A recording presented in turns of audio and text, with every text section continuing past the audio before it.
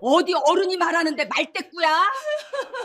부모 없는 년이라 가정교육 못 받은 티를 이렇게 내니? 감히 내 금쪽 같은 손녀 앞에서 그딴 막말을 짓거리는 사돈년의 주둥이를 당장 찢어밟기고 싶었습니다. 하지만 나는 그 더러운 상견례 상을 엎는 대신 테이블 아래서 벌벌 떨고 있는 내 손녀의 손을 꽉 잡았습니다. 쥐뿔도 없는 것들이 강남 빌딩 몇 채 믿고 유세를 떠는데 기가 차서 웃음밖에 안 나오더군요. 내 새끼가 왜 굽히고 살아? 가자.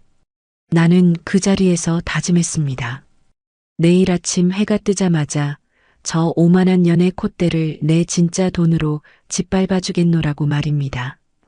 이바구 시작 전에 구독과 좋아요 부탁드리며 끝까지 함께 해주세요. 그날 아침 나는 거울 앞에서 옷매무새를 몇 번이고 다듬었습니다. 오늘이 바로 내 하나뿐인 손녀 지은이의 상견례 날이었으니까요. 장롱 깊숙한 곳에서 10년도 더 된 짙은 회색 코트를 꺼내 입었습니다. 유행은 한참 지났지만 원단만큼은 이태리 최고급 캐시미어로 지은 옷입니다. 아는 사람 눈에만 보이는 귀한 옷이죠. 하지만 온몸을 큼지막한 로고가 박힌 명품으로 도배한 사람들 눈에는 그저 시장통 할머니가 아끼고 아껴 입고 나온 촌티나는 외출복으로 보였을 겁니다. 나는 그게 편했습니다. 진짜 부자는 굳이 옷으로 자기 값을 매기려 하지 않는 법이니까요. 지은이는 아침부터 안절부절 못했습니다. 얼굴이 하얗게 질려서는 물 한 모금도 제대로 넘기지 못하더군요. 할머니, 나 오늘 괜찮아? 너무 초라해 보이지 않아? 지은이가 떨리는 목소리로 물었습니다. 나는 지은이의 손을 꼭 잡아주며 말했습니다. 무슨 소리냐? 우리 지은이가 세상에서 제일 예쁘고 귀하다. 기죽지 마라. 내가 뭐가 부족해서 기를 죽어.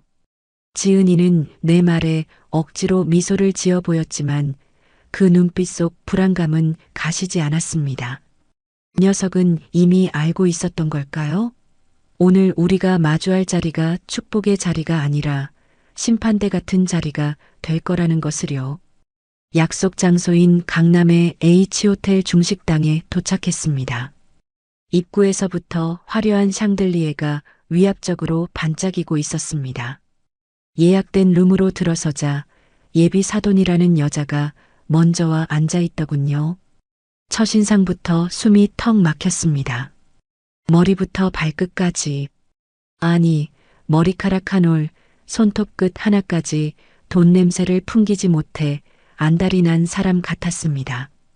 샤넬 트위드 재킷에 에르메스 가방을 의자 옆에 보란듯이 올려두고 손가락마다 알 굵은 보석 반지를 낀 모습이 마치 걸어다니는 보석상 같았습니다. 그녀는 들어오는 나를 위아래로 훑어보더니 자리에서 일어나지도 않은 채 코웃음을 치며 인사조차 제대로 받지 않았습니다. 아이고, 오셨어요? 차가 좀 막히던가요?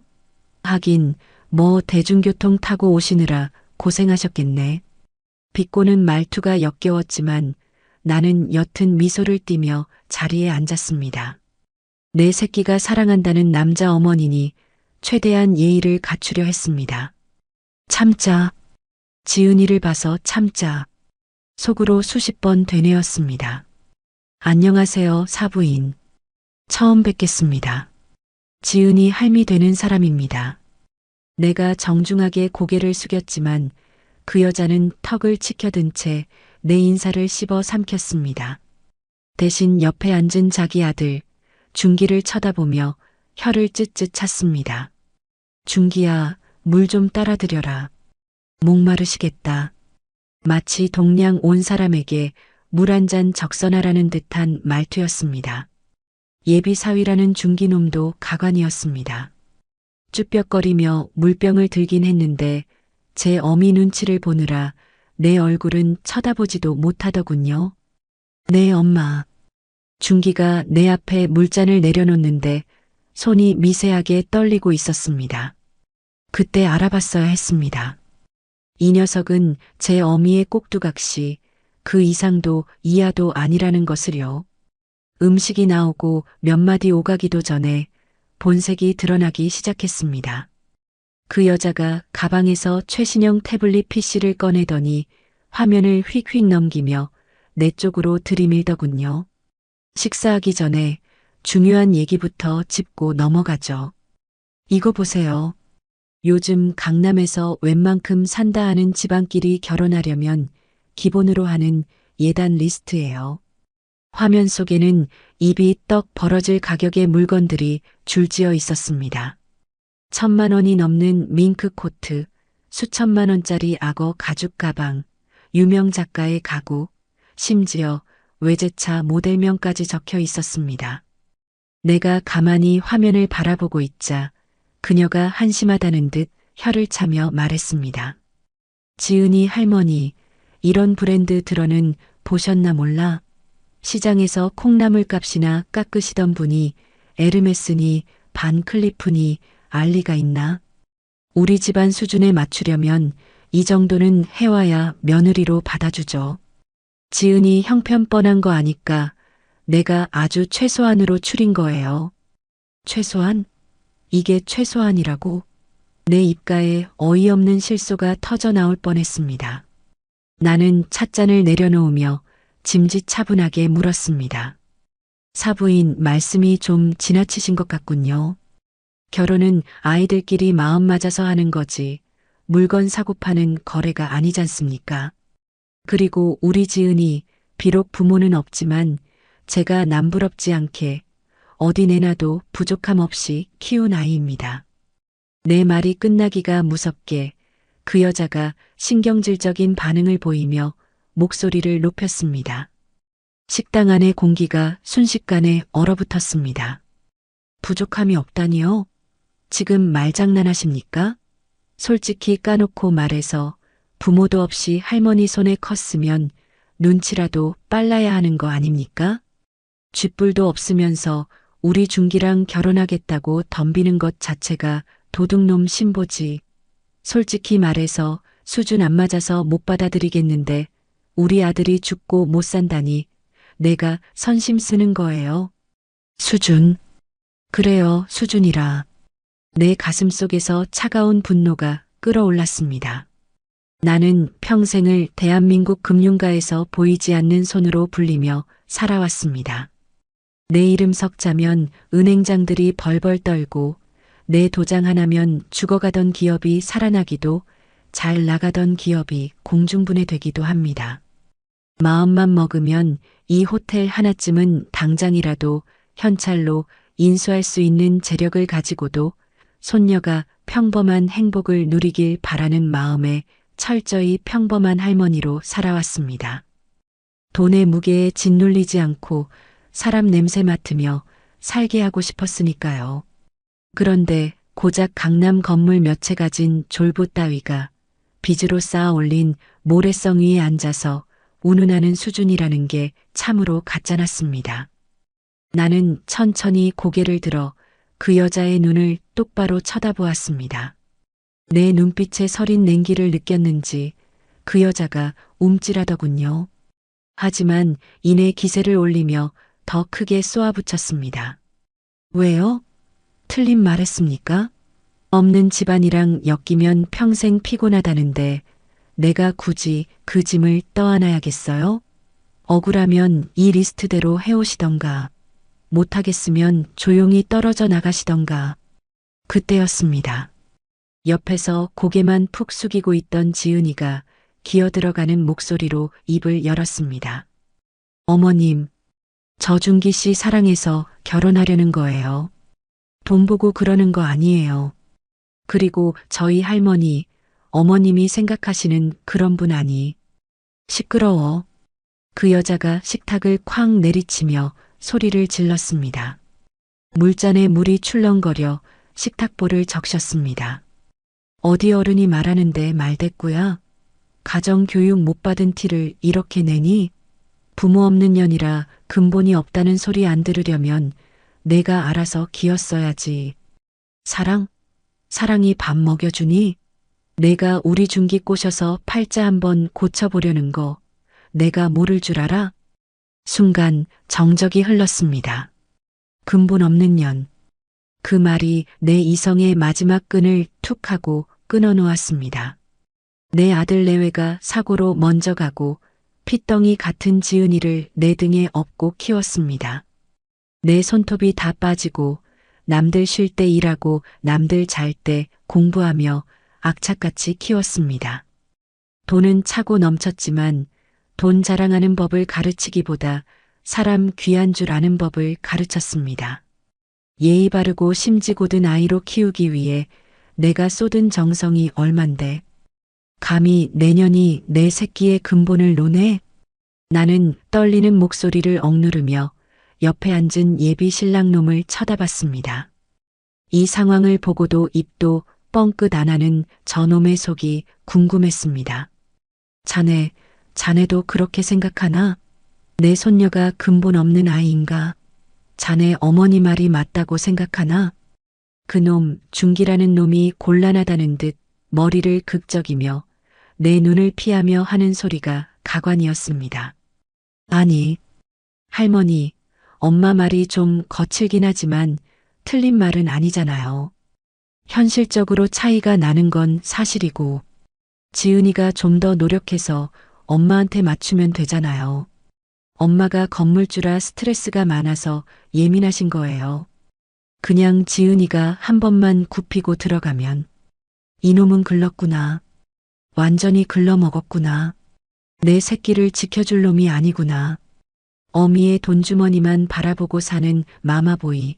딱 그 짝이구나.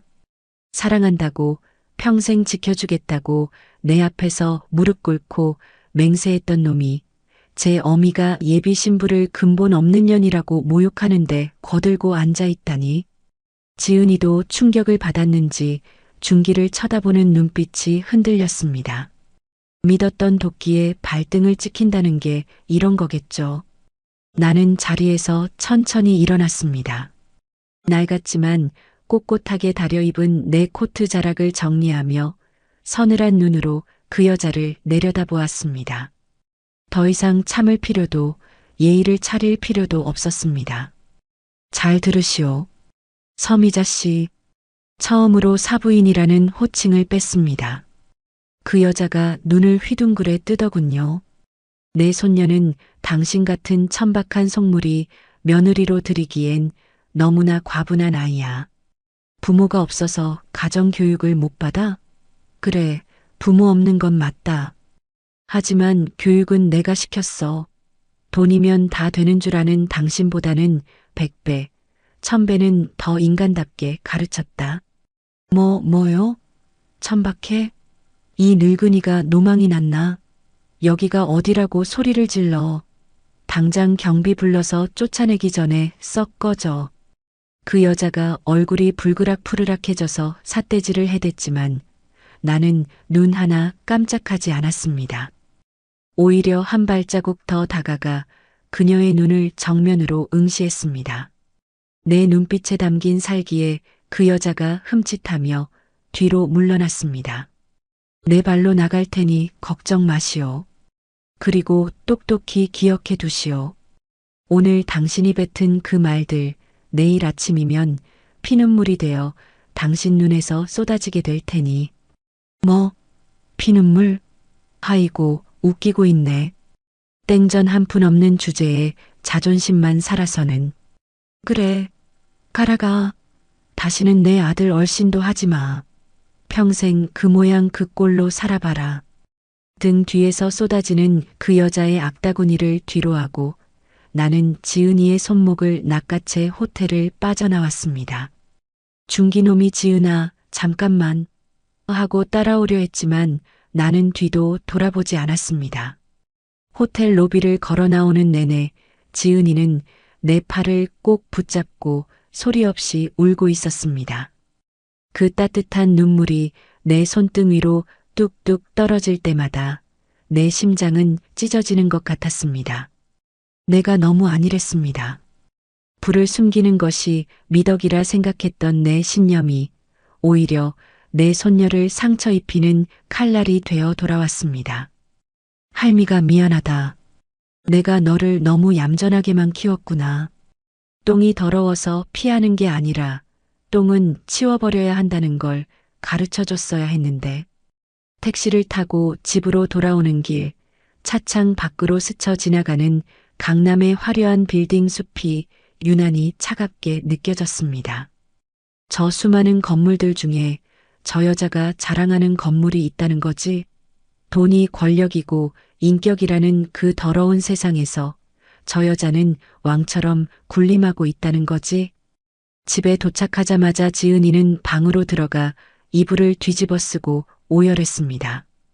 방문 너머로 들려오는 그 서러운 울음소리가 내 가슴을 후벼 팠습니다. 나는 부엌으로 가서 찬물을 한 컵 들이켰습니다. 하지만 속이 시원해지기는커녕 뜨거운 불덩이가 식도를 타고 올라오는 것 같았습니다. 식탁에 앉아 멍하니 벽시계를 바라보았습니다. 똑딱 똑딱. 시간은 무심하게 흘러가는데 내 머릿속은 차갑게 식어갔습니다. 그리고 아주 선명해졌습니다. 내가 무엇을 해야 하는지. 나는 자리에서 일어나 서재로 향했습니다. 서재라고 해봐야 낡은 책장과 책상 하나가 전부인 작은 방이지만 그곳은 나의 진짜 세상이 숨겨진 곳입니다. 책상 서랍 깊숙한 곳, 이중 잠금 장치를 풀고 가죽으로 된 다이어리와 낡은 폴더폰을 꺼냈습니다. 요즘 사람들은 스마트폰을 쓰지만 나는 도청과 해킹의 위험 때문에 이 구형폰을 고집해왔습니다. 내 모든 비밀 지시는 이 폰을 통해서만 이루어지니까요. 전원을 켜자 익숙한 로고가 떴습니다. 주소록을 열 필요도 없었습니다. 내 손가락은 이미 단축번호 1번을 누르고 있었으니까요. 뚜루루, 뚜루루. 신호음이 채 2번도 울리기 전에 묵직하고 차분한 중년 남성의 목소리가 들려왔습니다. 내 오랜 비서이자 현재 내 자산을 위탁 관리하는 투자회사의 대표 김 실장입니다. 네, 회장님. 안 그래도 기다리고 있었습니다.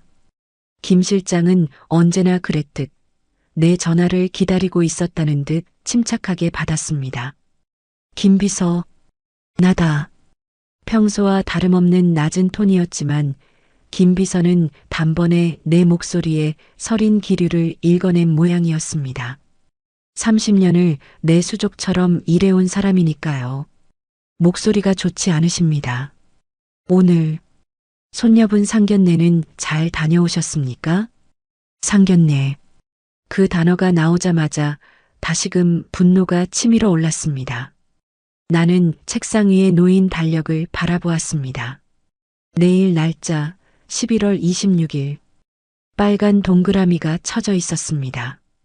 우연치고는 참 기막힌 타이밍이었습니다. 신이 내게 복수의 기회를 주려고 작정한 날 같았습니다. 김 비서, 내일 만기 돌아오는 대출건들 중에 강남 JNU 빌딩 소유주 섬이자 C건이 있지? 잠시 키보드 두드리는 소리가 들리더니 김 비서가 대답했습니다. 네, 확인했습니다. 섬이자 씨, 내일 3건의 대출 만기가 도래합니다. 총액 150억 원 규모이고 우리 계열사인 한성저축은행과 투자사 자금이 섞여 있습니다. 통상적으로는 연장 승인이 날 예정이었습니다만 혹시 무슨 문제라도 있으십니까? 역시 내 기억이 맞았습니다. 섬이자 그 여자는 자기 건물이 누구 돈으로 지탱되고 있는지도 모르고 날뛰었던 겁니다. 제 목숨줄을 쥐고 있는 사람이 누군지도 모르고 그 사람 앞에서 수준 운운하며 지저댔던 겁니다. 나는 입꼬리를 비틀어 올렸습니다. 거울이 있었다면 아마 악마 같은 미소를 짓고 있었을 겁니다. 통상적인 건 없어. 규정대로, 아니 규정보다 더 엄격하게 심사해. 네, 그 말씀은 전액 회수해. 연장 불가 통보하고 당장 내일 정오까지 상환하지 않으면 바로 경매 절차 밟겠다고 통지서 보내. 김 비서가 잠시 침묵하더니 조심스럽게 물었습니다. 회장님, 갑작스러운 전액 회수는 시장에 파장이 클 수 있습니다. 서미자 씨 측에서 반발할 명분이 필요합니다. 단순히 자금 회수라고 하면 금융당국 민원감이 될 수도. 명분? 그 여자가 내 손녀에게 했던 말이 명분이야. 내가 말을 끊고 차갑게 내뱉었습니다. 그 여자가 그러더군. 수준이 안 맞는다고. 감히 내 자금 쓸 수준이 안 되는 사람한테 돈을 빌려줬더군. 부실 징후가 포착됐다고 해. 품위 손상, 신용 리스크, 주변 상권 가치 하락, 뭐든 갖다 붙여. 그리고 제1금융권 쪽 내 라인들 다 가동해. 서미자 씨 자금 사정 안 좋다는 소문 쫙 뿌리고 그쪽에서도 동시에 자금 회수 들어오게 만들어. 내 목소리는 점점 낮아졌지만 그 안에 담긴 살기는 더 짙어졌습니다. 그 여자 숨구멍 단 하나도 남겨두지 말고 다 막아버려. 내일 해지기 전에 강남 바닥에서 서미자 이름 석자가 지워지게 만들어. 알겠나? 수화기 너머에서 김 비서의 침을 삼키는 소리가 들렸습니다. 그는 알 겁니다. 내가 한번 결심하면 절대 뒤집지 않는다는 걸. 그리고 내 손녀를 건드린 자가 어떤 말로를 겪게 되는지 그는 과거에도 몇 번 본 적이 있으니까요. 알겠습니다, 회장님. 즉시 금융권 네트워크 가동하고 내일 아침 9시 은행 문 열자마자 통보하겠습니다. 서미자 씨 내일 점심도 못 넘기고 제 발로 찾아올 겁니다. 전화를 끊고 나는 창문을 열었습니다. 강남의 화려한 야경이 한눈에 들어왔습니다. 저 불빛 어딘가에서 서미자는 오늘도 샴페인을 터뜨리며 희희낙낙하고 있겠지요. 콧노래를 부르며 내일 더 부자가 될 꿈을 꾸고 있을 겁니다. 아들을 좋은 혼처가 아닌 돈 많은 혼처에 팔아넘길 궁리를 하면서요. 꿈 깨라 서미자. 내일 아침 내가 눈 떴을 때 마주할 세상은 천국이 아니라 지옥일 테니까. 내가 그토록 자랑하던 그 돈다발이 사실은 불쏘시개에 불과했다는 걸 깨닫게 해주마. 나는 밤바람을 맞으며 나직이 음조렸습니다. 전쟁은 이제 시작이다. 날이 밝았습니다. 하지만 내 집의 공기는 여전히 어제 그 호텔 로비의 차가운 바닥처럼 서늘했습니다. 뜬 눈으로 밤을 지새웠습니다. 옆방에서 밤새도록 끄끄거리며 울음을 삼키던 지은이의 소리가 멈춘 것은 새벽녘이 다 되어서였습니다. 내 새끼가 우는데 잠이 올 리가 있나요? 나는 부엌 식탁에 앉아 어둠이 서서히 물러가고 창밖이 푸르스름하게 변해가는 것을 멍하니 지켜보았습니다. 아침 7시. 나는 무거운 몸을 일으켜 쌀을 씻었습니다. 속이 문드러져도 산 사람은 살아야 하고 울다 지친 내 새끼 빈속을 달래주려면 따뜻한 국이라도 끓여야 했으니까요. 도마 위에서 북어를 두드리는 방망이질 소리가 유난히 크게 울렸습니다. 마치 서미자 그 여자의 뒤통수를 내려치는 것 같아 나도 모르게 힘이 들어갔습니다. 할머니. 부스스한 모습으로 방문을 열고 나온 지은이의 몰골은 처참했습니다. 퉁퉁 부어오른 눈두덩이, 다 터진 입술, 핏기 하나 없는 얼굴. 금방이라도 바스라질 것 같은 그 위태로운 모습을 보니 억장이 무너져 내렸습니다. 일어났냐? 와서 국 한술 떠라. 먹어야 기운을 차리지. 나는 애써 아무렇지 않은 척 밥상을 차렸습니다. 지은이는 식탁 의자에 힘없이 주저앉더니 숟가락을 들 생각도 하지 않고 멍하니 국그릇만 내려다보았습니다. 할머니, 나 때문에. 할머니가 그런 모욕을 당하고 또 그 소리입니다. 어제부터 수백 번도 더한 소리. 그만해라. 내 잘못 아니라고 몇 번을 말해. 똥 밟은 거다. 살다 보면 피하고 싶어도 밟게 되는 더러운 똥. 딱 그거 밟은 셈 치면 돼. 그때였습니다. 딩동 마이너스 딩동 마이너스. 이른 아침부터 현관 초인종이 요란하게 울렸습니다. 지은이가 화들짝 놀라 어깨를 움츠렸습니다. 이 시간에 찾아올 사람이 없는데 누굴까? 택배도 아니고 경비실도 아니고. 나는 행주로 손을 닦으며 인터폰 화면을 확인했습니다. 그리고 헛웃음이 터져 나왔습니다. 화면 가득 비친 그 멍청한 얼굴. 최준기, 그놈이었습니다. 어제 그 난리를 치고도 제 발로 여길 찾아왔더군요. 누구세요? 지은이가 불안한 눈빛으로 물었습니다. 신경 쓰지 마라. 잡상인이다. 나는 무시하고 돌아서려 했습니다. 하지만 밖에서 문을 쾅쾅 두드리는 소리가 들려왔습니다. 지은아, 안에 있는 거 다 알아. 문 좀 열어봐. 나야, 준기. 지은이의 눈이 커졌습니다. 흔들리는 눈동자. 아직도 저놈에 대한 미련이 남은 걸까요? 아니면 그저 놀란 걸까요? 지은이가 자리에서 벌떡 일어나 현관으로 나가려 했습니다. 나는 그런 지은이의 앞을 가로막았습니다. 앉아 있어라. 내가 나간다. 하지만 할머니, 내 말 들어. 저런 놈하고 말 섞을 필요 없다. 할미가 알아서 처리할 테니까 넌 밥이나 먹어. 나는 단호하게 지은이를 돌려 세우고 현관으로 향했습니다.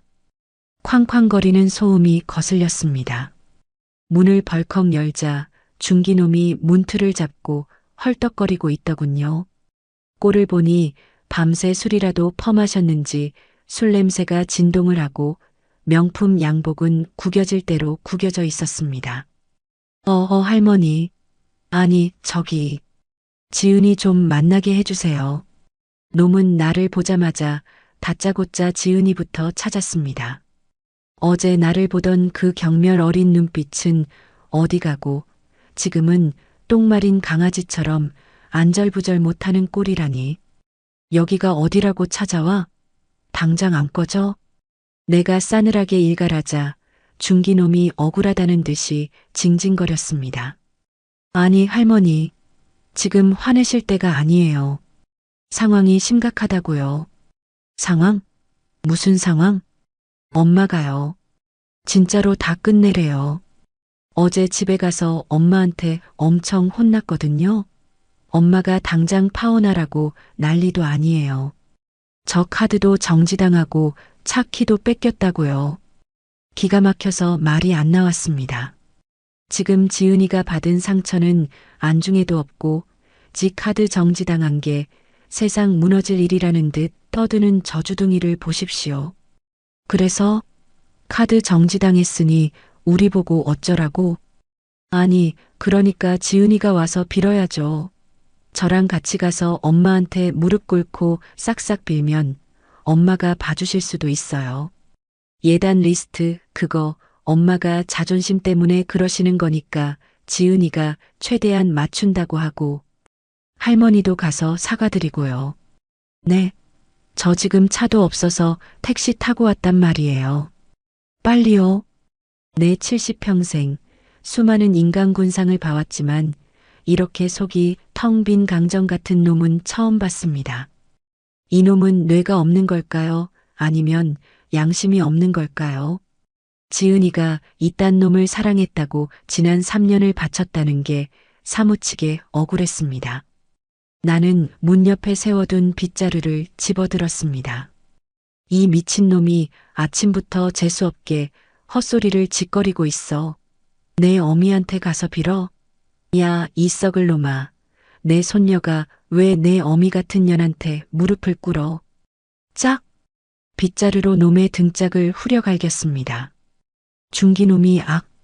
소리를 지르며 폴짝 뛰더군요. 아, 할머니 왜 때려요? 저는 우리 결혼시키려고 그러는 거잖아요. 엄마가 건물주인데 엄마 말 거역했다가 저 상속 한 푼도 못 받으면 할머니가 책임질 거예요? 지은이 고생 안 시키려면 엄마 비위 맞춰야 한다고요.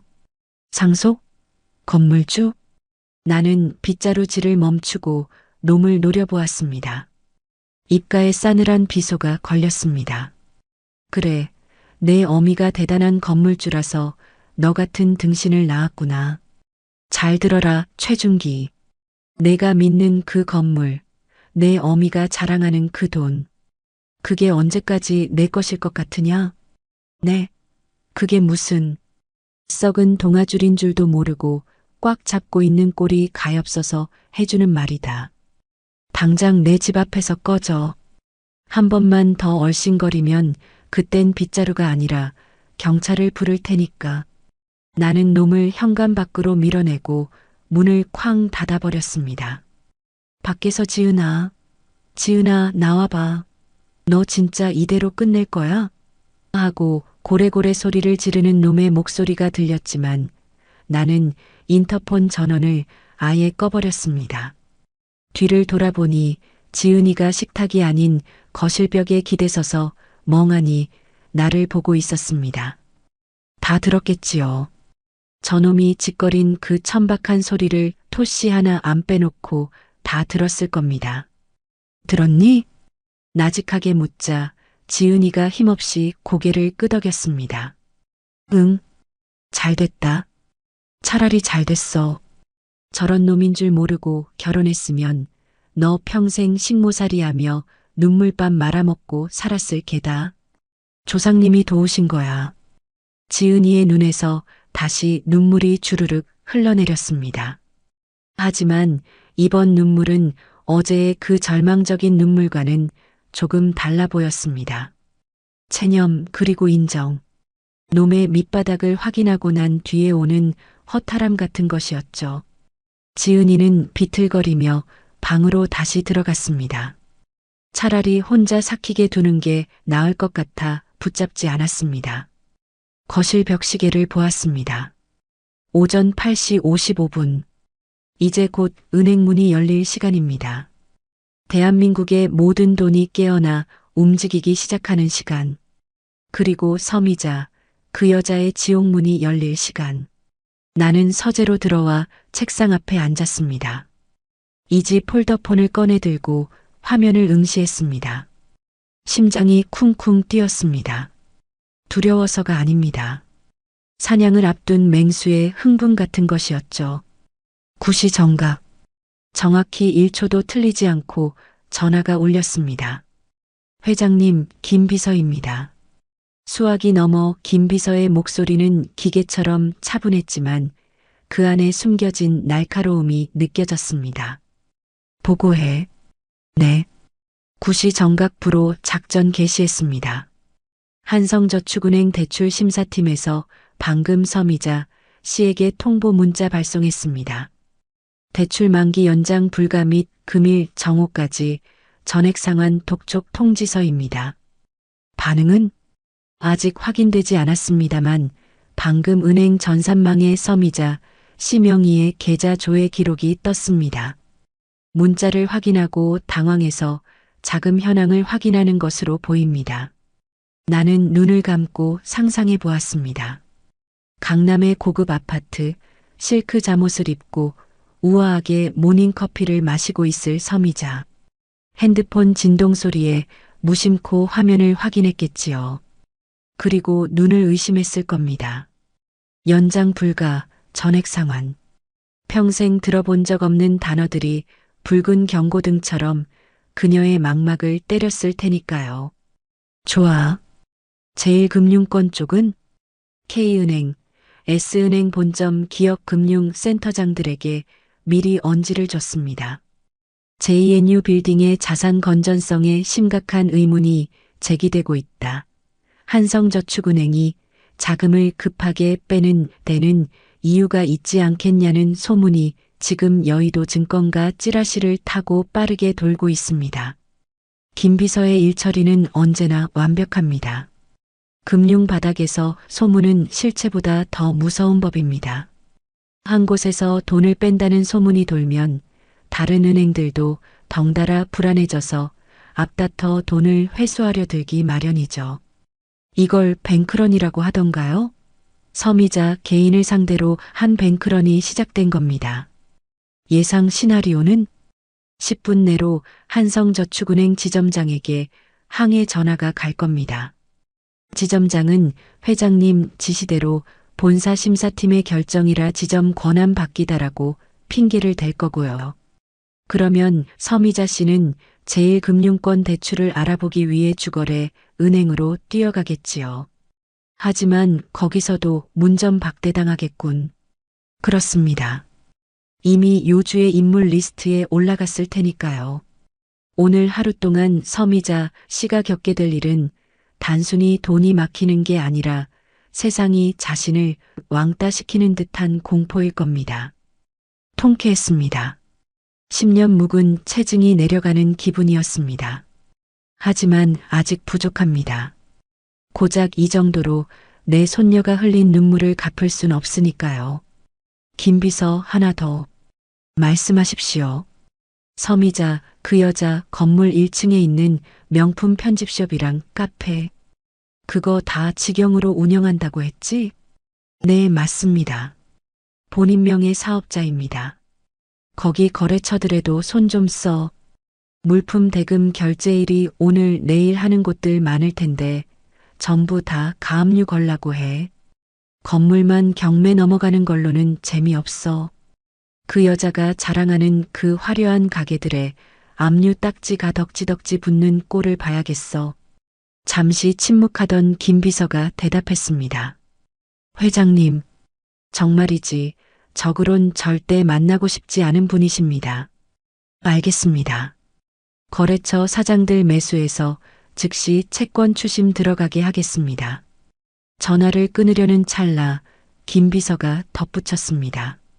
아, 그리고 회장님, 방금 현장 보고 들어왔습니다. 서미자 씨 지금 택시 타고 한성저축은행 본점으로 이동 중이라고 합니다. 머리도 못 감고 잠옷바람에 코트만 걸치고 나왔다네요. 아주 볼만하답니다. 나는 소리내어 웃었습니다. 그래, 그 우아하신 강남 사모님이 잠옷바람으로 강남대로를 질주하신다? 팝콘이라도 튀겨서 구경 가야 하나 싶네. CCTV라도 확보해 드릴까요? 아니, 됐어. 내 눈으로 직접 볼 거야. 그 여자가 내 발밑에 기어와서 살려달라고 비는 꼴을. 계속 압박해. 숨 쉴 틈 주지 말고. 폴더폰을 닫고 나는 창밖을 내다보았습니다. 아침 햇살이 눈부시게 쏟아지고 있었습니다. 저 햇살 아래서 서미자는 지금쯤 등줄기에 식은 땀을 흘리며 바들바들 떨고 있겠지요. 어디 한번 뛰어봐라, 서미자. 내가 아무리 발버둥 쳐도 넌 내 손바닥 아니야. 그때 닫혀있던 방문이 열리고 지은이가 나왔습니다. 옷을 갈아입었더군요. 아직 눈은 부어 있었지만 표정은 아까보다 한결 단단해져 있었습니다. 할머니, 그래, 좀 괜찮냐? 나갈 거야. 어딜? 중기 그놈 만나러 가는 거냐? 내 목소리가 날카로워졌습니다. 하지만 지은이는 고개를 저었습니다. 아니, 반찬했던 거 취소하고 회사 출근할 거야. 집에만 있으면 자꾸 생각나서 미쳐버릴 것 같아. 가서 일이라도 해야겠어. 나는 지은이에게 다가가 어깨를 감싸 안았습니다. 가녀린 어깨가 딱딱하게 굳어 있었습니다. 그래, 잘 생각했다. 그깟 놈 때문에 내 일상 망가뜨릴 필요 없다. 가서 보란듯이 일하고 맛있는 점심 사 먹고 그렇게 당당하게 지내. 기죽지 말고. 응, 다녀올게. 지은이가 현관문을 열고 나갔습니다. 엘리베이터 문이 닫히는 소리를 듣고 나서야 나는 긴 숨을 토해냈습니다. 대견한 내 새끼. 저렇게 버티고 있는데 할미가 더 독해져야지. 다시 전화가 울렸습니다. 이번에도 김 비서였습니다. 회장님, 방금 서미자 씨가 한성저축은행 본점에 도착해서 난동을 피우고 있다는 보고입니다. 은행장 나오라며 소리를 지르고 창구 직원 멱살까지 잡으려다 청원경찰에게 제지당했다고 합니다. 상상이 되더군요. 감히 내가 누군 줄 알고 하며 악을 쓰고 있을 그 여자의 모습이. 그래서 은행장은 뭐래? 당연히 부재 중이라고 돌려보냈죠. 서미자 씨, 지금 분을 못 이겨서 바닥에 주저앉아 통곡 중이라는데 경찰을 부를까요? 아니, 나도 구경거리 좀 되게. 사람들 핸드폰으로 동영상 좀 찍히게 놔둬. 강남 건물주 갑질녀의 최후 뭐 이런 제목으로 인터넷에 돌면 더 재밌겠네. 나는 부엌으로 가서 식어버린 북엇국을 냄비째 데웠습니다. 이제야 좀 배가 고파지더군요. 서미자 씨, 당신은 오늘 점심 굶어야겠네. 속이 타서 물 한 모금도 안 넘어갈 테니까. 나는 따뜻한 국물을 한 숟가락 떠먹으며 중얼거렸습니다. 맛있네. 아주 시원해. 지금쯤 서미자의 전화통에는 불이 나고 있을 겁니다. 여기저기 돈을 빌려보려 전화를 돌리겠지만 글쎄요. 내 지시가 떨어진 이상 대한민국 금융권에서 그녀에게 10원 한 장 빌려줄 곳은 없을 겁니다. 사채업자들, 강남 바닥 사채 시장 큰손들도 다 내 라인인데 누가 감히 박 회장이 찍은 먹잇감에 돈을 댑니까? 고립무원. 도와주는 사람 하나 없이 철저하게 고립된 채 서서히 말라 죽어가는 공포. 그게 바로 내가 그녀에게 내리는 형벌입니다. 오전 11시. 강남의 태양은 머리 꼭대기에서 뜨겁게 내리쬐고 있었습니다. 하지만 서미자의 세상은 이미 한겨울 눈보라 속이나 다름없었을 겁니다. 나는 식탁에 앉아 차를 마시며 김 비서가 실시간으로 보내오는 보고서들을 하나하나 씹어 삼키듯 읽어내려갔습니다. 활자 너머로 서미자의 거친 숨소리와 식은땀 냄새가 훅 끼쳐오는 듯 했습니다.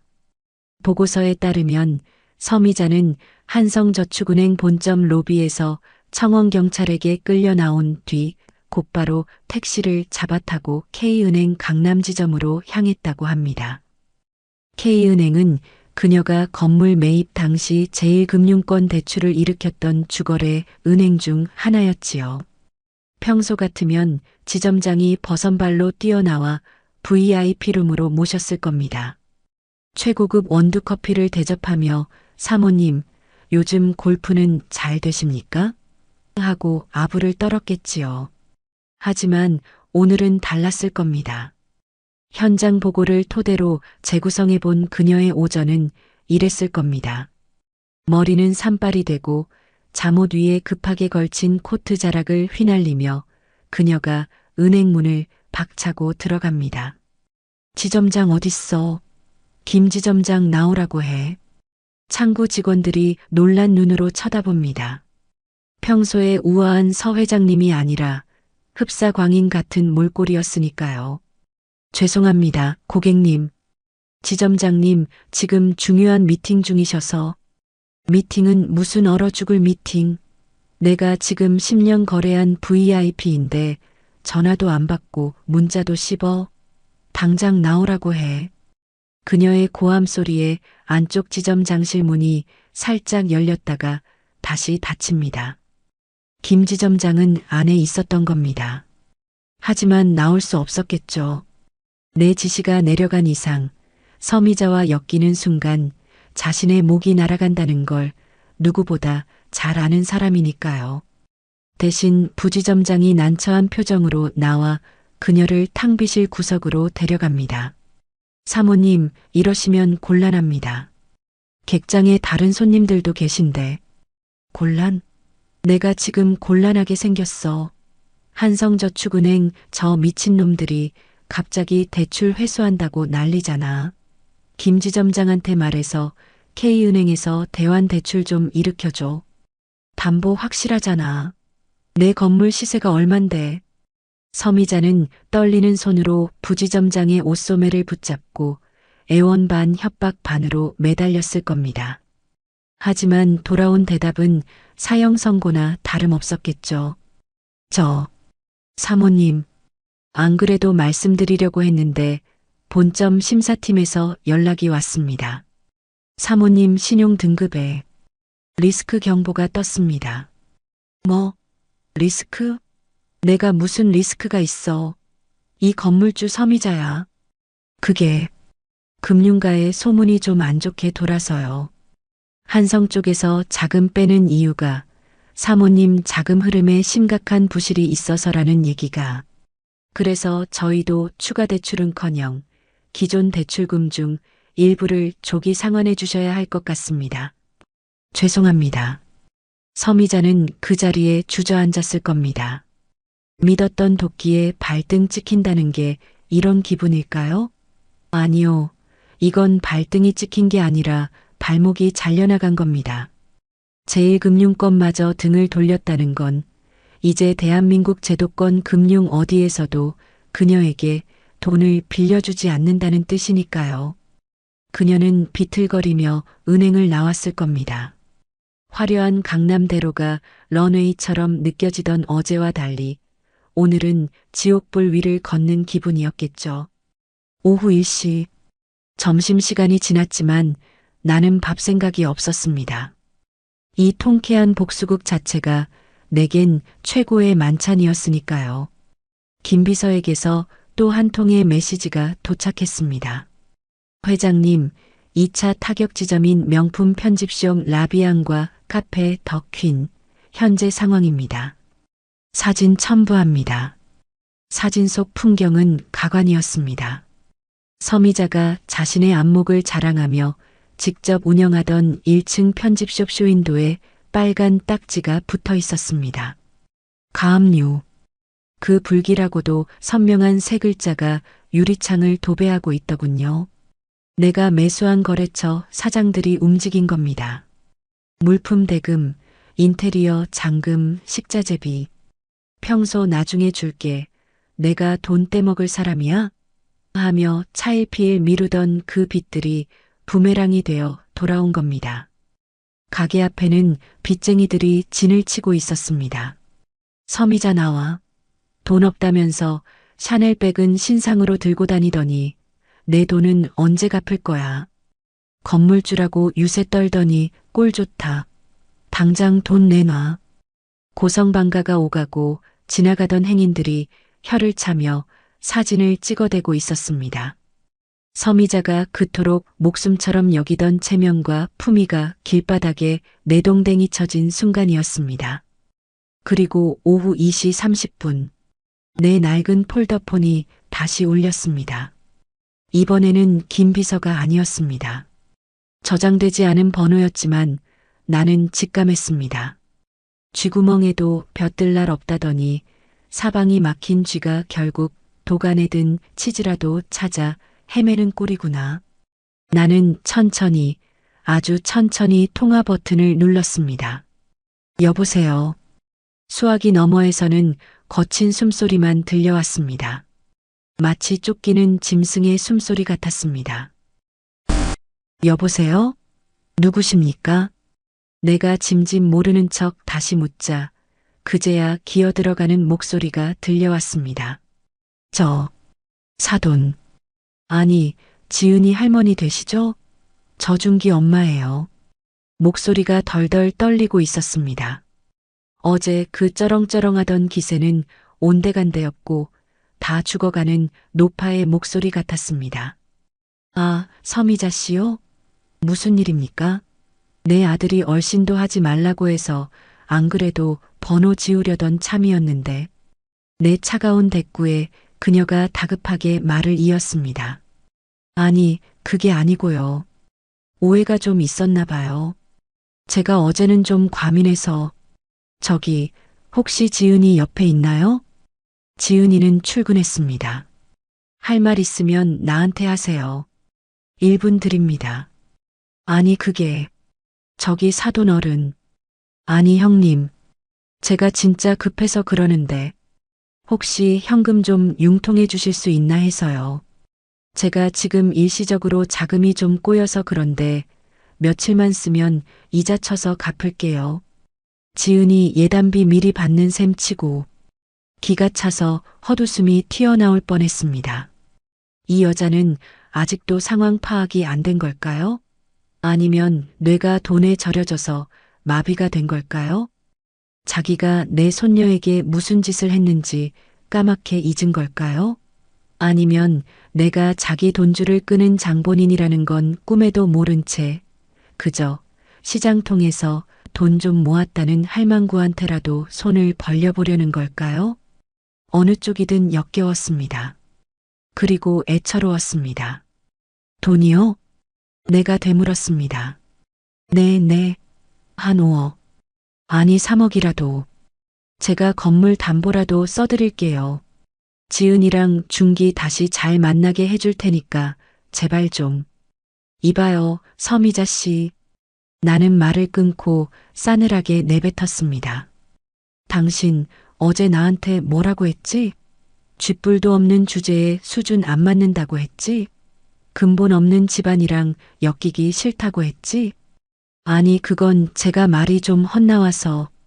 그리고 또 뭐라고 했더라? 돈 자랑의 끝이 어떤지 똑똑히 보라고 했었나? 아, 그건 내가 한 말이었지. 수학이 넘어 침묵이 흘렀습니다. 서미자의 숨소리가 멈춘 듯 했습니다. 무언가 이상함을 감지한 거겠죠. 그저 돈 없는 노인네인 줄 알았던 내가 너무나 침착하고 당당하게 심지어 비웃음 섞인 목소리로 자기를 대하고 있으니까요. 당신이 자랑하던 그 건물들 대출 만기가 오늘이라지 은행에서 다 거절당했다며? 아, 아니 그걸 어떻게. 세상 좁아요, 서미자 씨. 당신이 내 손녀 눈에서 피눈물 뽑을 땐 세상 무서운 줄 몰랐겠지. 이제 좀 알겠어?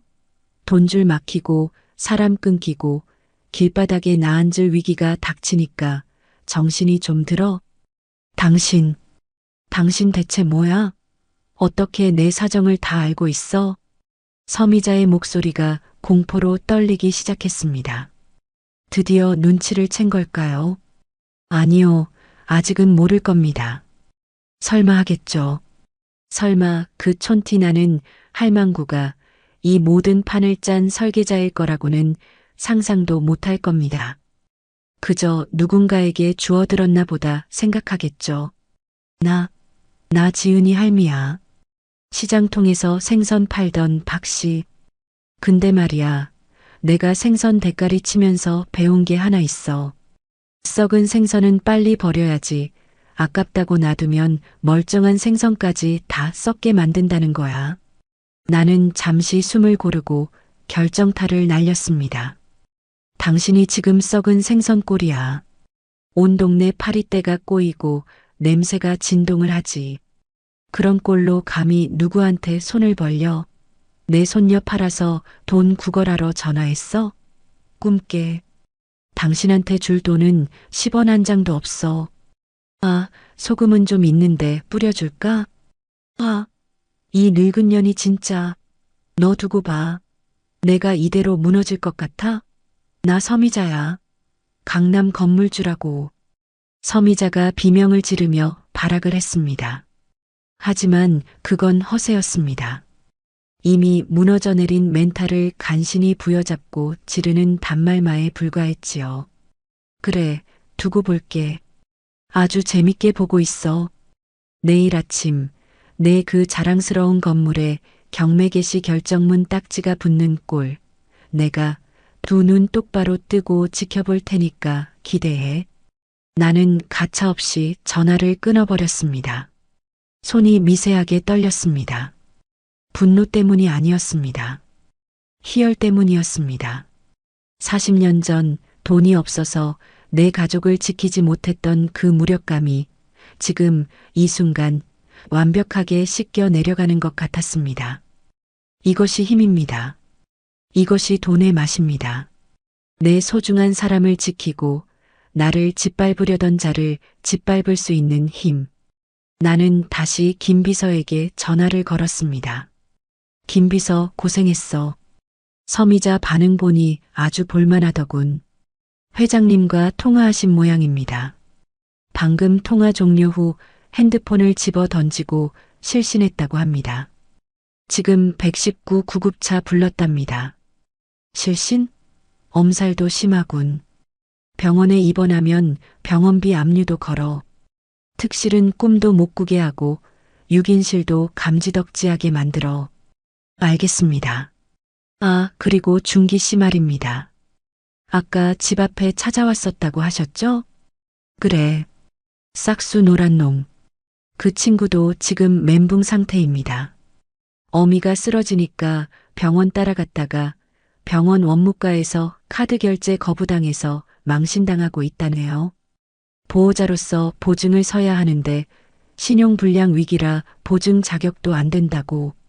잘 됐네. 모자가 쌍으로 길바닥 신세가 되겠어. 저녁 6시 지은이가 퇴근하고 돌아왔습니다. 얼굴은 여전히 창백했지만 아침보다는 한결 편안해 보였습니다. 할머니 나왔어. 뭐냐? 밥은 먹었고? 응, 회사 사람들이랑 먹었어. 할머니는? 나도 챙겨 먹었다. 지은이는 내 눈치를 살피며 조심스럽게 물었습니다. 할머니, 오늘 별일 없었어? 준기 씨, 또 안 왔지? 나는 웃으며 고개를 저었습니다. 안 왔다. 앞으로도 올 일 없을 게다. 제 코가 석자라 너한테 신경 쓸 겨를도 없을 테니까. 그게 무슨 말이야? 아니다. 그냥 그런 게 있어. 너는 몰라도 돼. 그냥 넌 앞만 보고 살아. 뒤에 있는 더러운 쓰레기들은 할미가 다 치워줄 테니까. 나는 지은이를 식탁에 앉히고 따뜻한 차를 내주었습니다. 모락모락 피어오르는 찻잔의 김을 보며 생각했습니다. 내일이면 모든 게 끝납니다. 서미자의 건물은 경매에 넘어가고 그녀의 재산은 공중분해될 겁니다. 그녀가 누리던 그 모든 화려한 일상은 신기루처럼 사라지겠죠. 그리고 마지막 피날레. 빈털터리가 된 그들이 갈 곳을 잃고 헤매다 결국 이곳 내 집 문 앞까지 기어오게 되는 그 순간 나는 준비해둔 굵은 소금을 한 바가지 뿌려주며 이 긴 복수국의 마침표를 찍을 겁니다. 지은아. 응? 내일은 연차 내라. 왜? 재미있는 구경하러 가자. 아주 통쾌하고 속 시원한 구경. 창밖에는 어느새 땅거미가 내려앉고 있었습니다. 하지만 내 마음속에는 찬란한 태양이 떠오르고 있었습니다. 내일이 기다려집니다. 서미자 씨, 부디 푹 주무시길. 내일 겪을 일은 오늘과는 비교도 안 될 테니까. 날이 밝았습니다. 결전의 날입니다. 나는 평소보다 일찍 눈이 떠졌습니다. 창문을 여니 서늘한 새벽 공기가 밀려 들어왔지만 내 가슴은 뜨겁게 뛰고 있었습니다. 오늘이야말로 내 손녀가 흘린 눈물을 닦아주고 묵은 빚을 청산하는 날이니까요. 할머니, 일어났어? 지은이도 잠을 설쳤는지 부스스한 얼굴로 방에서 나왔습니다. 내 말대로 회사에 연차를 낸 모양입니다. 그래, 밥 먹자. 오늘은 힘쓸 일이 많을 테니 든든히 먹어야 한다. 우리는 식탁에 마주 앉았습니다. 겉보기엔 평온한 아침 식사였지만 우리 둘 다 알고 있었습니다. 이 고요함이 폭풍 전야라는 것을요. 오전 9시 약속이나 한 듯 김 비서에게서 첫 번째 보고가 들어왔습니다. 회장님, 법원 집행관들이 출발했습니다. 서미자 소유 강남 빌딩 3곳 동시 집행 들어갑니다. 나는 커피 잔을 내려놓으며 입가에 미소를 띄었습니다. 시작됐구나. 같은 시각 서미자의 집은 아수라장이었을 겁니다. 그녀는 어제 저녁 내 전화를 받고 실신했다가 깨어난 뒤 뜬 눈으로 밤을 지새웠겠지요. 어떻게든 돈을 막아보려 백방으로 뛰었겠지만 이미 내가 쳐놓은 그물은 그녀의 목을 단단히 조이고 있었을 겁니다. 아마 초조하게 창밖을 내다보며 혹시라도 빚쟁이들이 들이닥치지 않을까 전전긍긍하고 있었겠지요. 하지만 그녀가 맞이한 건 빚쟁이가 아니었습니다. 오전 10시 서미자의 핸드폰이 울렸습니다. 건물 관리소장의 다급한 목소리였습니다. 회장님, 큰일 났습니다. 법원에서 사람들이 나왔어요. 지금 로비에 딱지 붙이고 난리가 났습니다. 뭐? 법원? 무슨 딱지? 경매 개시 결정문이요. 건물 압류 들어왔다고요. 세입자들도 다 나와서 웅성거리고 기자들까지 냄새 맡고 왔는지 카메라 들고 설치고 서미자는 수화기를 떨어뜨렸을 겁니다. 경매. 건물주에게 그보다 더 무서운 단어가 있을까요? 내 건물이, 내 자존심이, 내 인생이 남의 손에 넘어가 갈갈이 찢긴다는 사형 선고나 다름없으니까요. 그녀는 비틀거리며 일어났을 겁니다. 옷을 갈아입을 정신도 없이 잠옷 위에 코트만 걸친 채 현관문을 열었겠지요. 현장에 가봐야 한다는 본능 때문이었을 겁니다. 하지만 문을 열자마자 그녀를 맞이한 건 복도에 진을 치고 있던 건장한 사내들이었습니다. 서미자 씨 되십니까? 누구세요?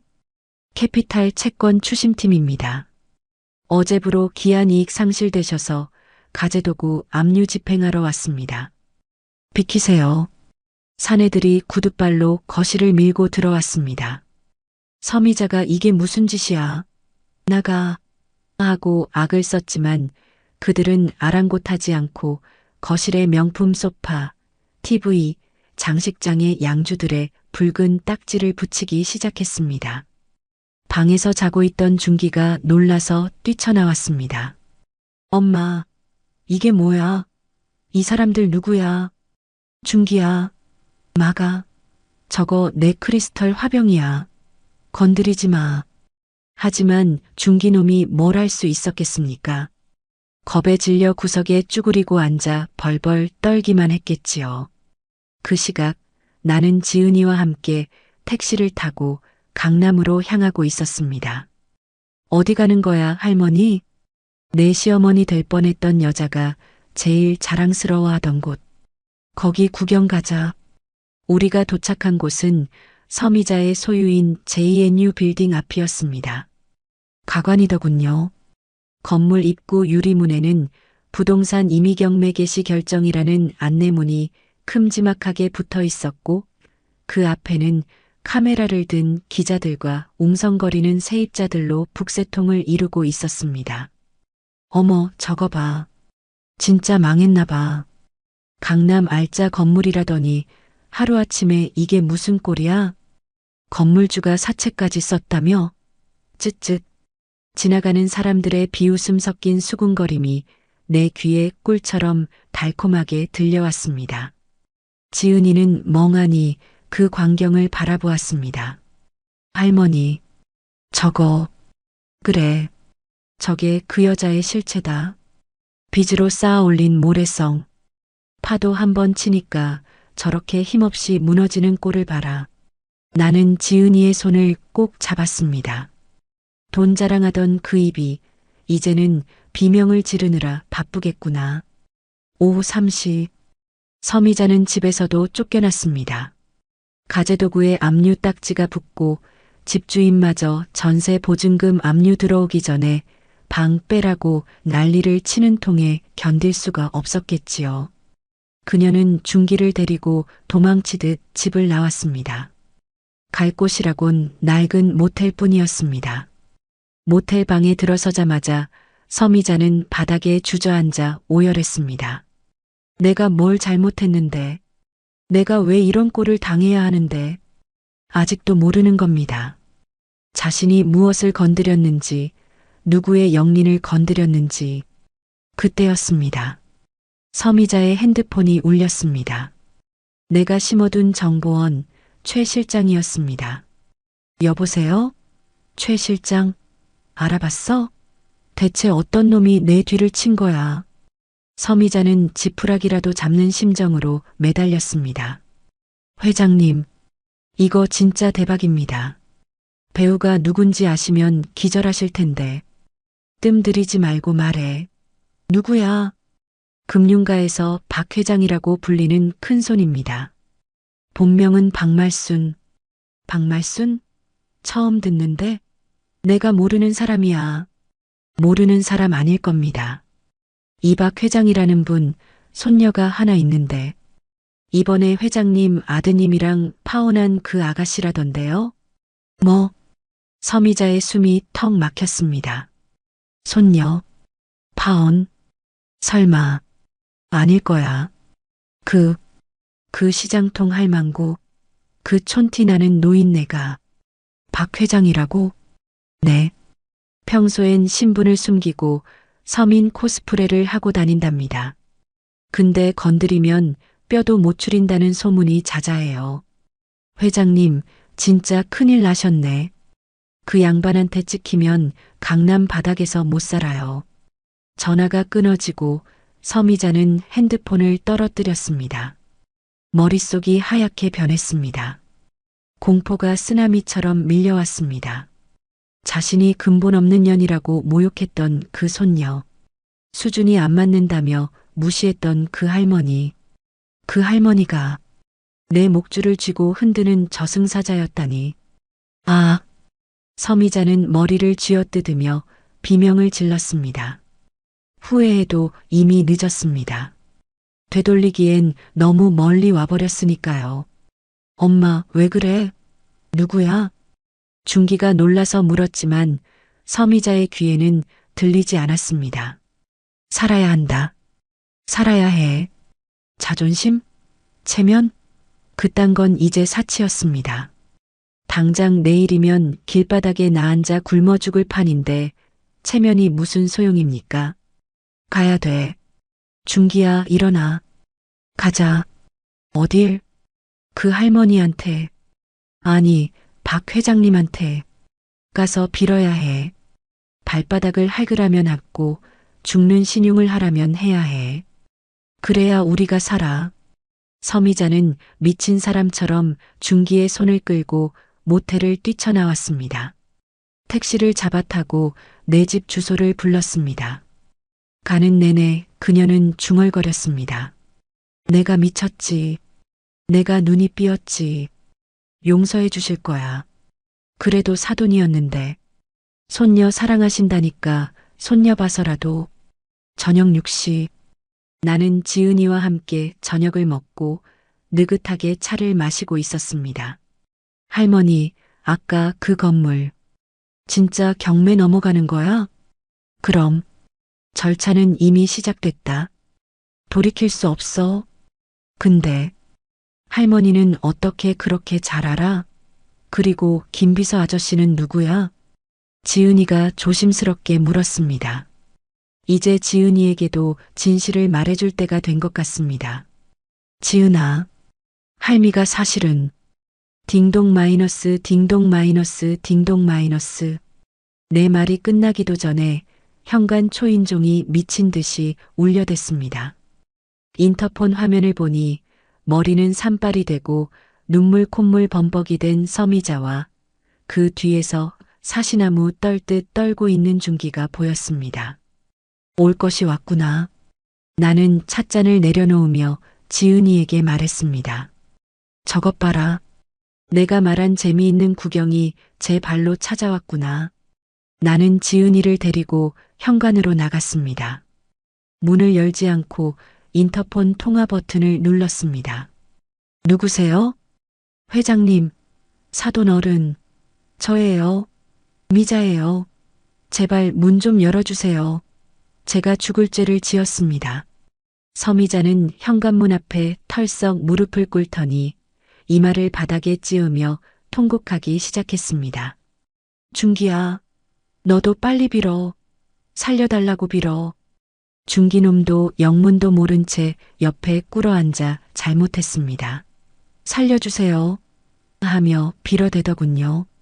지은이는 입을 틀어막고 그 광경을 지켜보았습니다. 할머니, 저 사람들 왜 저러는 거야? 왜긴, 자기들 목숨줄이 내 손에 달려있다는 걸 이제야 안 거지. 나는 지은이의 어깨를 감싸 안았습니다. 나가자. 직접 마주보고 내가 받은 상처만큼 돌려줘야지. 나는 신발장 옆 창고에서 미리 준비해둔 굵은 소금 한 바가지를 꺼냈습니다. 그리고 지은이의 손에 쥐어주었습니다. 지은아, 응? 이거 들고 나가서 저것들한테 뿌려라. 내가? 그래. 내 손으로 직접 해야 해. 그래야 내 속에 응어리가 풀린다. 부모 없는 서름, 돈 없는 서름, 저것들이 줬던 그 모든 모욕. 이 소금이랑 같이 다 털어버려. 지은이는 떨리는 손으로 바가지를 받아들었습니다. 눈빛이 흔들렸지만 이내 단단해졌습니다. 우리는 현관문을 열었습니다. 끼잉 마이너스 소리와 함께 문이 열리자 복도에 엎드려 있던 두 모자가 고개를 들었습니다. 그들의 눈에 비친 내 모습은 더 이상 촌티나는 시장 할머니가 아니었습니다. 옥색 한복을 기품 있게 차려입고 서리빨 같은 눈빛으로 내려다보는 나는 그들의 생사여 탈권을 쥔 심판자였습니다. 오셨나, 서미자 씨. 내 차가운 목소리에 서미자가 파들짝 놀라며 내 발목을 잡으려 기어왔습니다. 회장님, 잘못했습니다. 제가 눈이 멀어서, 제가 미쳐서 회장님을 못 알아뵙고, 못 알아봐? 알아봤으면 굽신거렸겠지. 내 그 썩어 빠진 속물근성이 나는 역겨워. 사람을 사람으로 안 보고 돈으로 급을 나누는 내 그 눈알이 처음부터 마음에 안 들었어. 한 번만 용서해 주세요. 건물 다 가져가셔도 좋아요. 제발 길바닥에만 나앉지 않게 해주세요. 준기랑 지은이 다시 결혼시키면 되잖아요. 제가 며느리처럼 모실게요. 서미자가 말도 안 되는 헛소리를 짓거렸습니다. 지은이의 표정이 일그러졌습니다. 뭐, 결혼? 다시? 지은이가 기가 막히다는 듯 헛웃음을 터뜨렸습니다. 아줌마, 아직도 정신 못 차리셨네요. 내가 미쳤어요? 당신 같은 시어머니 밑으로 다시 들어가게. 그리고 준기 씨. 지은이가 준기를 노려보았습니다. 준기는 고개를 푹 숙이고 눈도 마주치지 못했습니다. 당신 어제 우리 집 와서 뭐라고 했어? 엄마한테 빌라고? 엄마 말 거역하면 상속 못 받는다고? 그래, 이제 그 잘난 상속 못 받게 생겼네? 꼴 좋다. 지은아, 미안해. 내가 잘못했어. 준기가 기어들어가는 목소리로 변명했지만 지은이는 차갑게 돌아섰습니다. 할머니, 나 이제 할 수 있을 것 같아. 지은이는 소금 바가지를 높이 들었습니다. 당신들이 우리 할머니한테, 나한테 줬던 상처, 이걸로 다 갚아줄게. 다신 우리 앞에 나타나지 마. 차악 마이너스. 하얀 소금이 허공을 가르고 서미자와 준기의 얼굴 위로 사정없이 쏟아졌습니다. 아, 따가워. 엄마야. 소금 세례를 맞은 두 모자가 비명을 지르며 바닥을 굴렀습니다. 꼴사나운 풍경이었습니다. 들었지? 내 손녀 말. 당장 꺼져. 내 집 앞 더러워지니까. 나는 싸늘하게 일가라고 지은이를 데리고 집 안으로 들어왔습니다. 쾅! 현관문이 닫히는 소리가 복도에 울려 퍼졌습니다. 문 밖에서는 여전히 회장님, 지은아 하고 울부짖는 소리가 들려왔지만 우리는 더 이상 듣지 않았습니다. 거실로 들어온 지은이가 털썩 주저앉았습니다. 긴장이 풀린 모양이었습니다. 할머니, 나 속이 다 시원해. 10년 묵은 체증이 내려가는 것 같아. 지은이가 울면서 웃었습니다. 나도 따라 웃었습니다.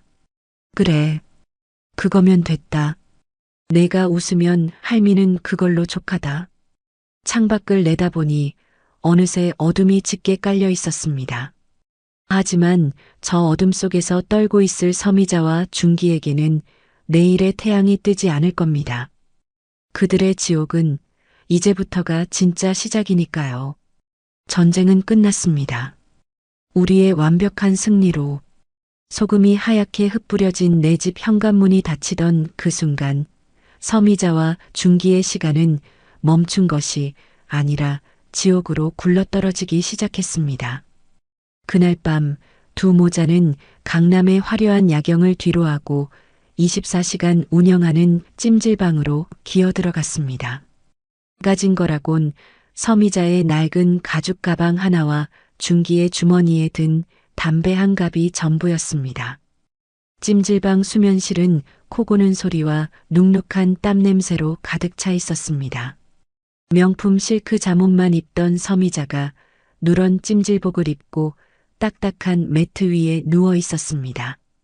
그녀는 잠들지 못했습니다. 천장에 붙은 환풍기가 돌아가는 소리가 마치 자신의 인생이 갈려나가는 소리처럼 들렸기 때문입니다. 옆에서 준기가 배를 움켜쥐고 칭얼거렸습니다.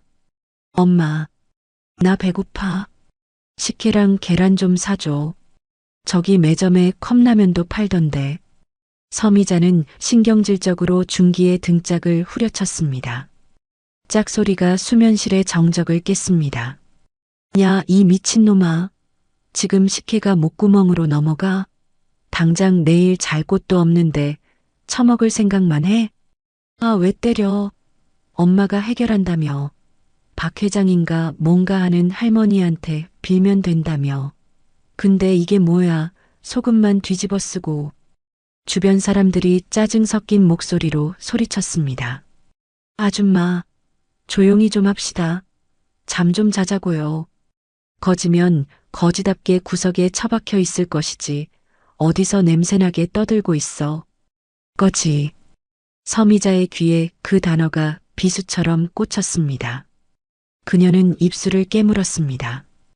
불과 3일 전까지만 해도 백화점 VIP룸에서 사모님 소리를 듣던 자신이 찜질방 바닥에서 거지 소리를 듣고 있다니. 서미자는 주머니를 뒤적였습니다. 꼬깃꼬깃한 10,000원짜리 몇 장과 동전 몇 개.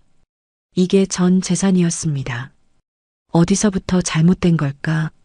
그 할망구를 무시해서? 아니면 그 촌스러운 손녀를 며느리로 안 받아서? 아무리 곱씹어봐도 답은 하나였습니다. 그녀가 믿었던 돈이라는 성벽이 사실은 모래성보다 약했다는 것. 일주일 뒤 찜질방 비용마저 감당할 수 없게 되자 두 사람은 강남을 떠나 변두리 동네의 허름한 고시원으로 쫓겨났습니다. 보증금은 없고 월세 35만 원 선불입니다. 둘이 쓰기엔 좁을 텐데. 고시원 총무가 떨떠름한 표정으로 열쇠를 던져주었습니다. 방문을 열자 퀴퀴한 곰팡이 냄새가 훅 끼쳐왔습니다. 창문 하나 없는 한평 남짓한 방. 성인 남자 한 명이 눕기에도 벅찬 공간에 두 사람이 구겨져 들어가야 했습니다. 아, 뭐야 이거. 준기가 비명을 질렀습니다. 책상 밑에서 손가락만한 바퀴벌레가 기어나오고 있었습니다. 서미자는 아무 말 없이 신발을 벗어 바퀴벌레를 내려쳤습니다. 퍽! 노란 체액이 터져나왔지만 닦을 휴지조차 아까워 그녀는 발로 슥슥 문질러 버렸습니다. 엄마, 나 여기선 못 살아. 집에 가자. 아빠한테 연락해 보면 안 돼? 네, 아빠. 그 인간이 위자료 한 푼 안 주고 이혼한 지가 언젠데 연락을 해? 그리고 내 아빠도 이미 새살림 차려서 우리 알기를 벌레 보듯 해. 정신 차려, 최준기. 이제 우리 편은 아무도 없어. 돈이 말라가자 서미자는 결국 인력사무소 문을 두드렸습니다. 평생 손에 물 한 방울 안 묻히고 살았다던 그녀가 이제는 남이 먹다 남긴 뚝배기를 닦아야 할 처지가 된 것입니다. 그녀가 배정받은 곳은 아이러니하게도 시장통에 있는 순대국밥집이었습니다.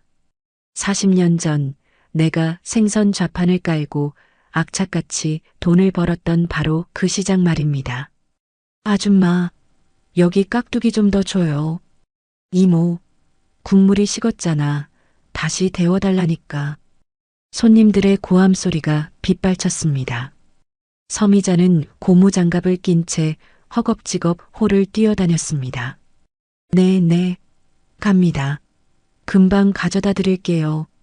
그녀의 목소리는 갈라져 있었고 콧등에는 땀방울이 송골송골 맺혀 있었습니다. 예전 같았으면 어디서 감히 소리를 질러 내가 누군 줄 알아?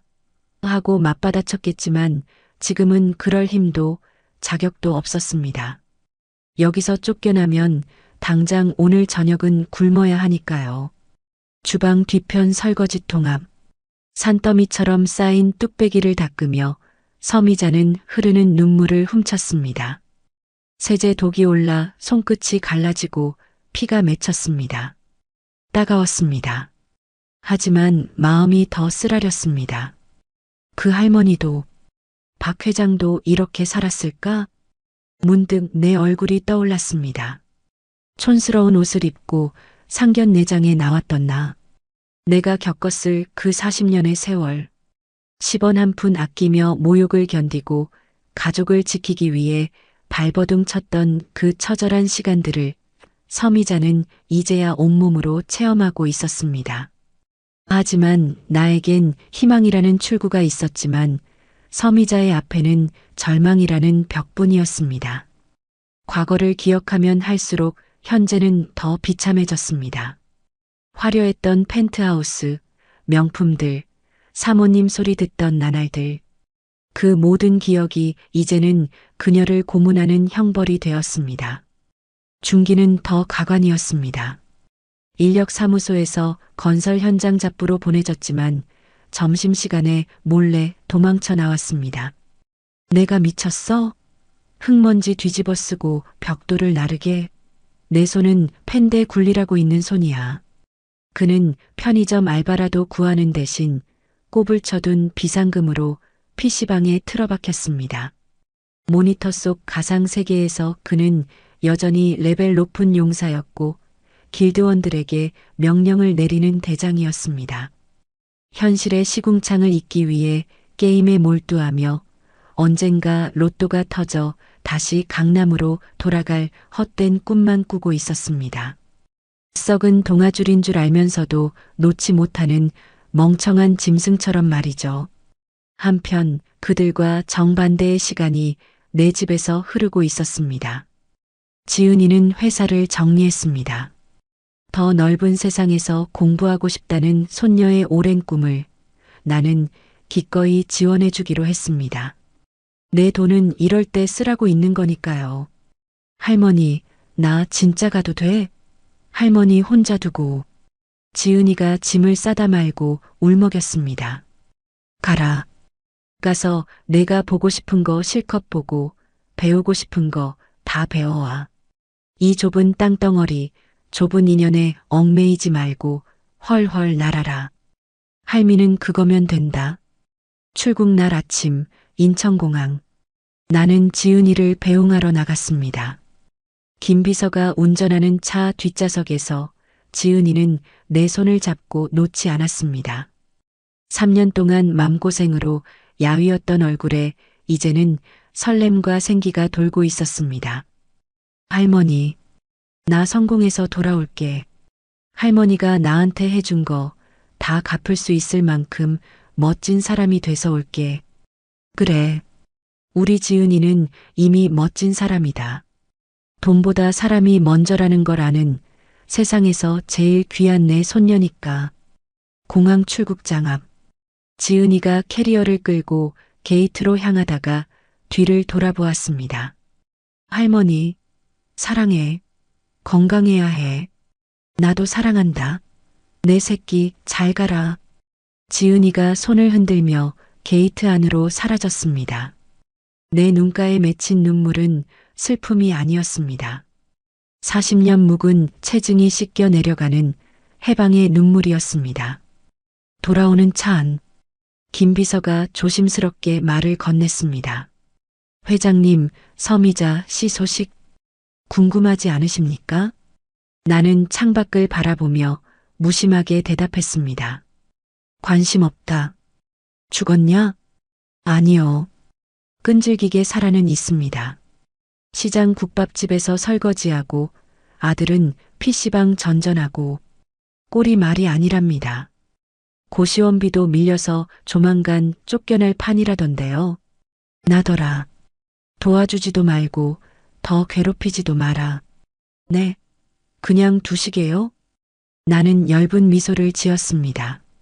그게 그들에게 내리는 가장 잔인한 벌이다. 죽는 것보다 더 괴로운 게 뭔지 알아? 화려했던 과거의 기억을 껴안고 시궁창 같은 오늘을 사는 거야. 매일매일 아침에 눈을 뜰 때마다 아, 꿈이었으면 좋겠다라고 빌면서 지옥 같은 현실을 마주하는 것. 그게 내가 그들에게 주는 종신형이야. 차가 강남대로를 달립니다.